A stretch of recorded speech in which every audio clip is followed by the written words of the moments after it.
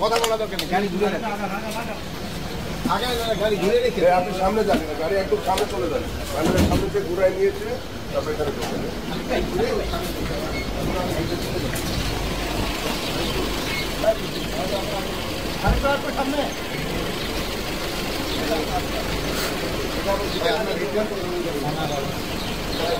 সাহেবের গাড়িটা সরাই রাখেন, ভাড়া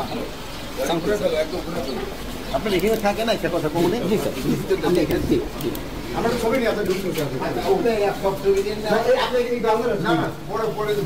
আচ্ছা পরে হাবিব ভাই চলে আসুন, চলে আসুন।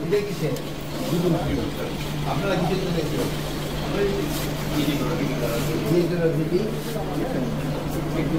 হ্যাঁ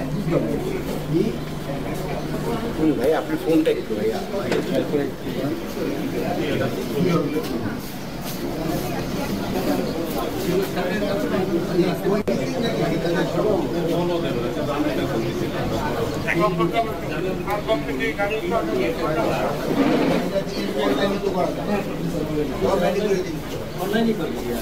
আপনার তো অনলাইনে বাসা থেকে করতে হবে,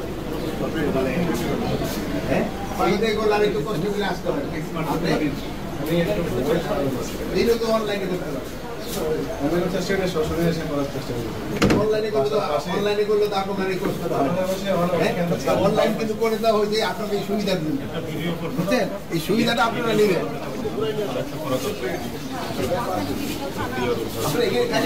ঠিক আছে, সাংবাদিক ভাই বোনেরা, আপনাদের সবাইকে আমি ঈদের শুভেচ্ছা জানাচ্ছি। যদিও একদিন দেরি হয়ে গেছে, ঈদ মোবারক। আর আমি এখানে তাদের সাথেও শুভেচ্ছা বিনিময় করার জন্য আসছিলাম। আপনারা সবাই জানেন যে সবাই ছুটি গেল, বাহিনীগুলি কিন্তু ছুটি যেতে পারে না, সদস্যরা তারা কিন্তু আপনাকে রাত দিনে কিন্তু এখানে কাজ করতে হয়। প্লাস এখানে যে ভাড়া বাসা থেকে এটা কিন্তু অবস্থাও খুবই খারাপ, থাকার অবস্থা তাদের জন্য খুবই খারাপ।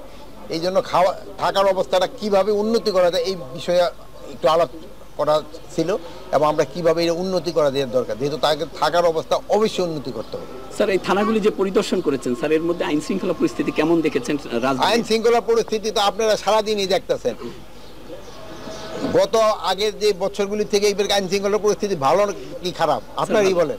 ভালো। তা আপনিই বলতেছেন ভালো, তো আমিও তো ভালোই বলবো। আপনার স্যার এই ম্যাজিকটা কি বলবেন একটু? স্যার এই ম্যাজিকটা যদি জানাই দিলে তো সবাই ম্যাজিক শিখে যাবে, এই জন্য তো ম্যাজিকটা বলা যাবে না। আপনার কি নির্দেশনা ছিল?